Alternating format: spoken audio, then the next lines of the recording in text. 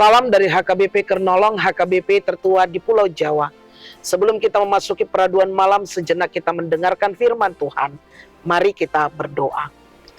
Segala hormat dan puji syukur kami panjatkan kepadamu ya Tuhan, di mana Tuhan masih menyertai, memelihara kehidupan kami hingga malam hari ini. Dan saat ini Tuhan, kami mau merebahkan tubuh kami dalam peristirahatan kami. Sebelum kami merebahkan tubuh kami mau mendengarkan firman-Mu.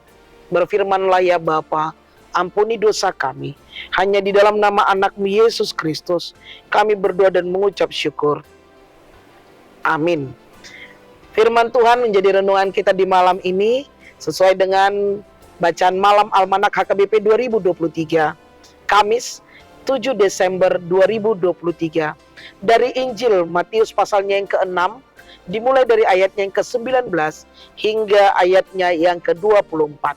Dan yang menjadi pembimbing renungan ayat 19. Janganlah kamu mengumpulkan harta di bumi.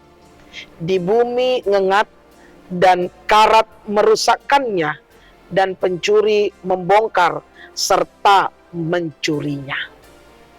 Harta yang paling berharga.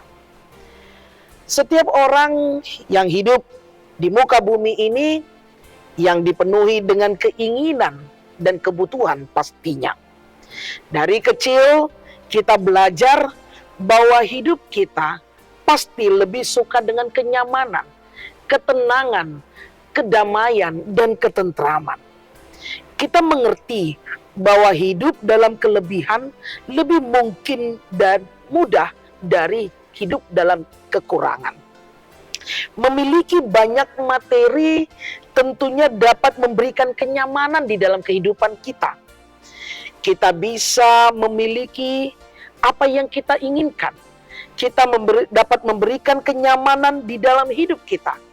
Ketika kita memiliki banyak materi, kita menginginkan memiliki mobil yang baru karena mobil kita sudah rusak.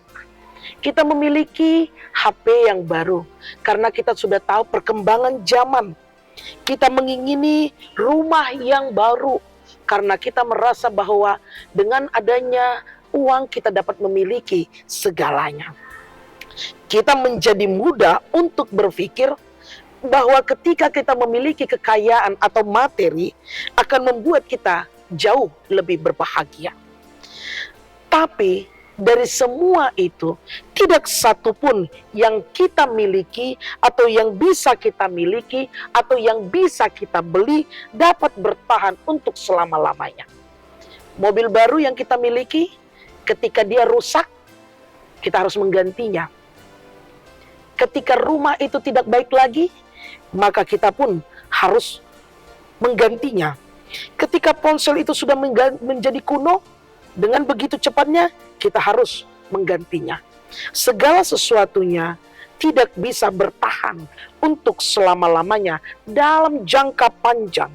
Kita tidak memiliki kendali atas hal-hal yang ada di muka bumi ini. Karena segala sesuatu yang di muka bumi ini memiliki batas-batas waktu tertentu.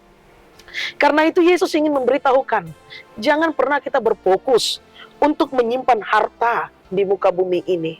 Tapi marilah kita berfokus untuk menyimpan harta di surga. Di mana harta di surga itu tidak akan pernah rusak dan tidak akan pernah hilang. Bagaikan harta di muka bumi itu, dia akan mudah rusak dan bahkan pencuri ingin mengambilnya dan dia memiliki batas ketahanannya. Karena itu, apa yang menjadi harta surgawi dan apa yang menjadi harta duniawi? Tuhan tidak melarang kita untuk mengumpulkan harta duniawi, tetapi Tuhan menginginkan memakai harta duniawi itu untuk seturut dengan kehendak Tuhan, yaitu harta surgawi. Harta surgawi apakah? Hiduplah seturut dan lakukanlah sesuai dengan kehendak firman Tuhan. Hidup dalam ketaatan dan kesetiaan. Hidup dan menuruti akan firman-Nya di dalam doa dan pujian kita kepada Tuhan. Maka kita akan memperoleh sukacita untuk selama-lamanya. Karena harta surgawi yang kita kumpulkan, perbuatan baik kita yang kita kumpulkan, hidup kita yang taat dan setia kepada Tuhan akan mendatangkan sukacita dan bertahan untuk selama-lamanya. Bapak Ibu, saudara-saudari yang dikasihi Tuhan Yesus Kristus, kita telah memasuki Minggu Advent. Advent adalah penantian kita akan kedatangan Yesus untuk kedua kalinya. Karena itu marilah kita berlomba-lomba sebanyak-banyaknya mungkin untuk mengumpulkan harta sorgawi. Berbuatlah baik, taatlah akan perintahnya, setialah kepada Tuhan selama kita hidup di muka bumi ini.